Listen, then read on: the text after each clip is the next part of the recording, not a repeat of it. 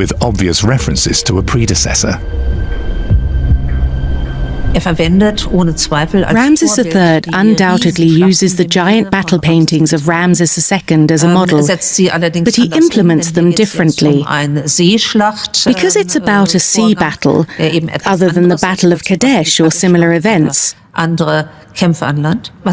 what's striking is that he too uses the outer wall of the temple for the narrative. On the banks of the Nile, the army's archers move into position. The warriors of the Sea Peoples do not seem to have long-range weapons.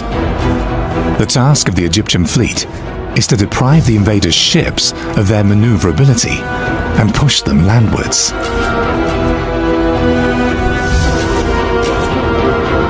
There, they become easy targets for the Egyptian archers.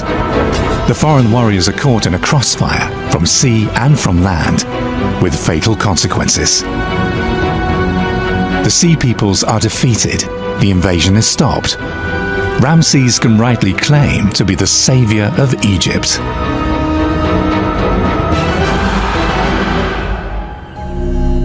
The outer wall of Medinet Habu is reserved for the official version of Ramses' battle and his victory over the foreign invaders.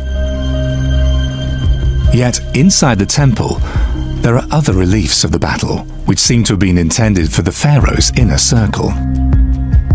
In the temple at Medinet Habu, the perspective of the victors is immortalized in stone.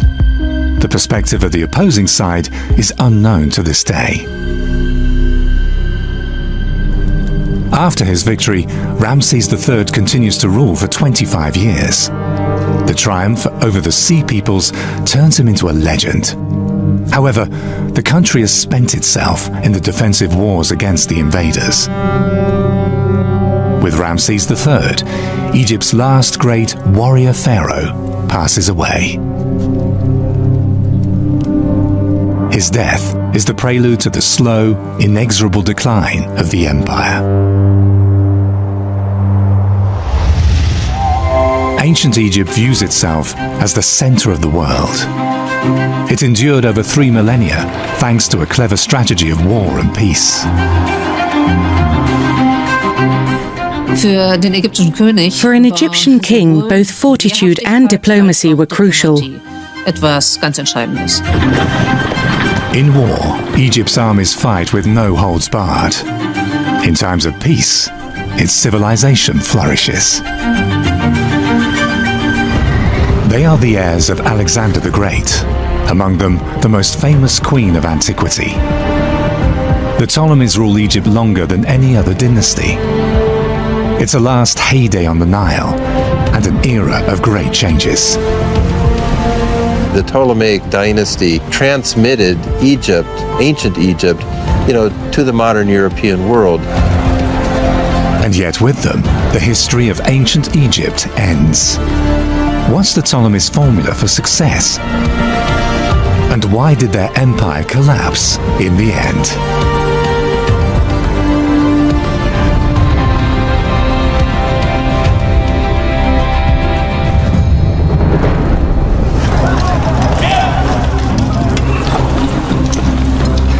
In 333 BC, the young ruler of Macedonia, Alexander III, challenges the Persian king Darius.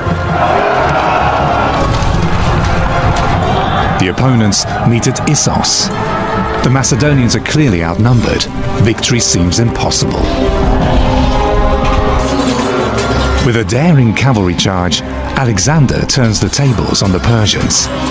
He puts their king to flight and defeats his army. If he pursues him now, he has a chance to destroy the enemy once and for all. Yet Alexander decides against it. He wants to move south, to the legendary empire of the pharaohs. Ancient Egypt has existed for more than 2,700 years, with its magnificent buildings, its mysterious religions, and its immeasurable riches. However, the great days of Egypt have long passed. In the 6th century BC, the Persians made Egypt one of their provinces.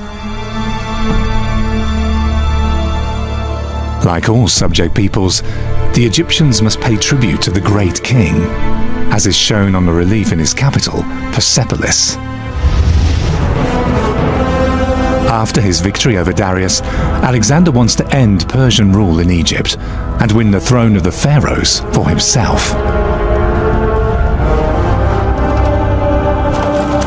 The Macedonian king leaves nothing to chance. Alexander was brilliant. He knew that you didn't just take over a country by force. And he decided, for whatever reason, that he liked Egypt a lot. And he figured out a way to win the hearts and minds of the ancient Egyptian. Alexander's first journey takes him to the capital, Memphis.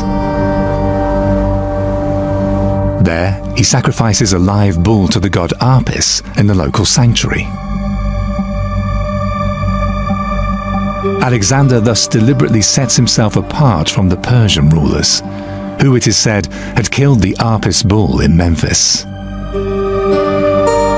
An ancient author claims that following this outrage, the Persians were hated throughout Egypt. The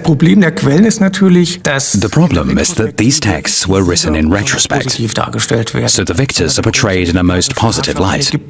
Especially Alexander the Great, who ended Persian rule over Egypt, is shown as a shining hero, so it's a bit difficult to evaluate the Persian period appropriately. The Persians don't merely rule, they also bring innovations into the land on the Nile, such as the camel. Until then, donkeys were the main means of transportation. The undemanding animals make it possible to open up entirely new routes through the desert. The Persians also improved the infrastructure of the country. They dig a canal connecting the Nile with the Red Sea. It allows fast and easy travel between Persia and Egypt.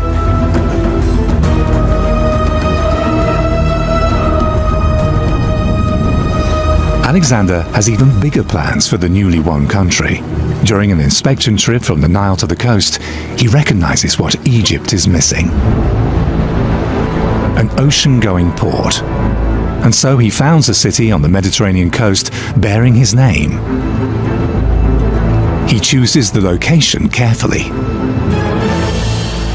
Alexandria was founded by Alexander at a most favorable strategic location, with harbors to the Mediterranean Sea, but also a good connection to the inland via various waterways.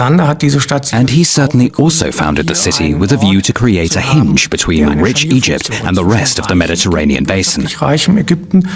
And Alexandria fulfilled this function just wonderfully in the period that followed. Alexander plans the city himself. The port is crucial. A causeway to the island of Pharos creates two protected basins, one for the navy, one for the merchant fleet. A canal is built to connect the city on the Mediterranean Sea with the Nile Delta. Soon after founding Alexandria, Alexander sets his sights on a new goal. It's a decision that remains a source of speculation to this day. From Alexandria, he sets out on a journey with his closest companions. The men cover almost 600 kilometers.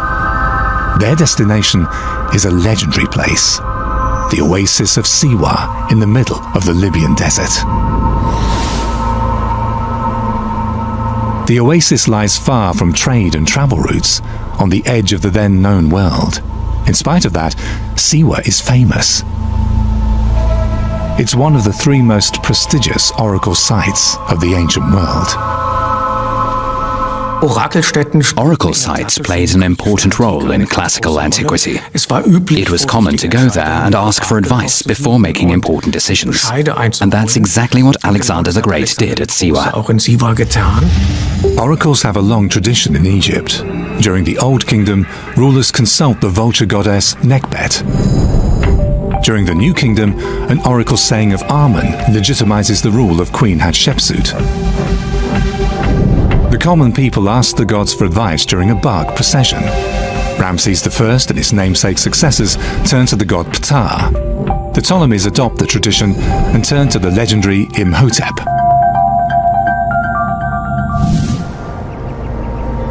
Like a hidden garden, the oracle site of Siwa lies in the middle of an impassable wasteland.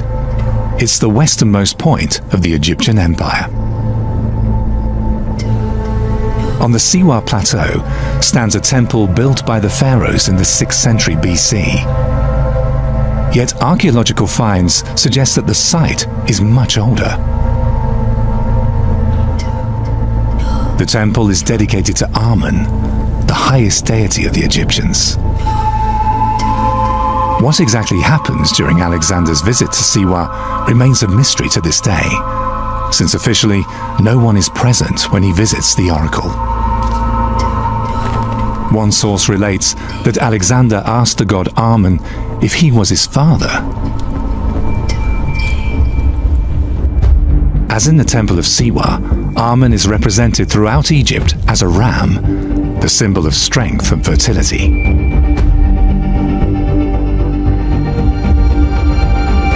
The Greeks later adopt the ram's horns of Amun as an attribute of their supreme god Zeus. And so, Zeus Amun emerges, the oracle god with ram's horns. Yet, why is Alexander II depicted on coins with the ram's horns?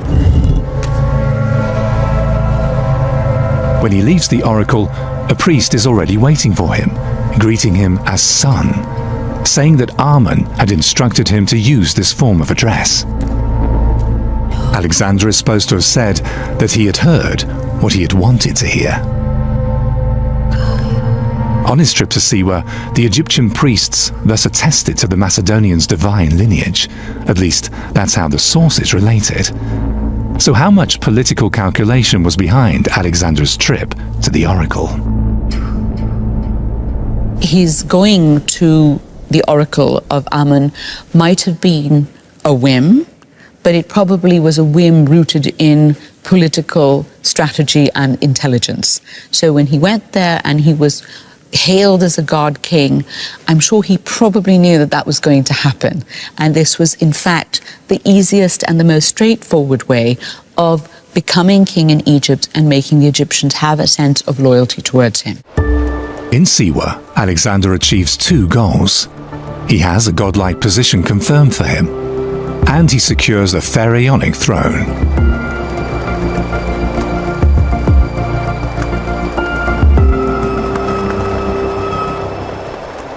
Presumably, Alexander also wants to gain control over new trade routes, since with the introduction of the camel, Siwa may have become an important stop on the way through the desert.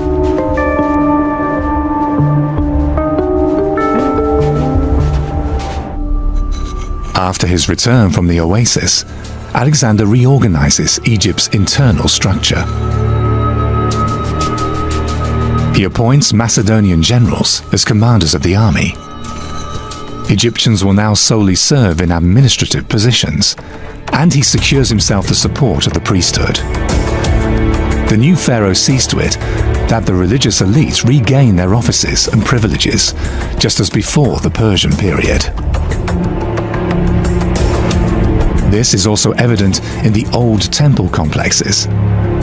Some are lavishly restored thanks to the financial support of Alexander.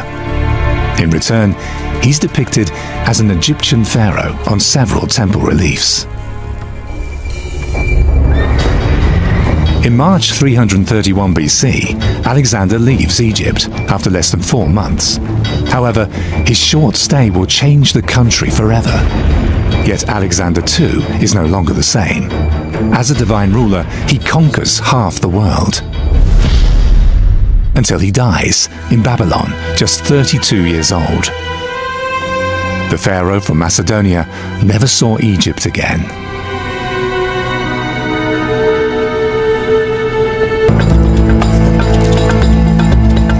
The colonnaded marble streets were over 10 metres wide. There were public baths, a huge gymnasium, and one of the greatest wonders of the ancient world, the 135-metre tall Pharos lighthouse that guided ships safely into port.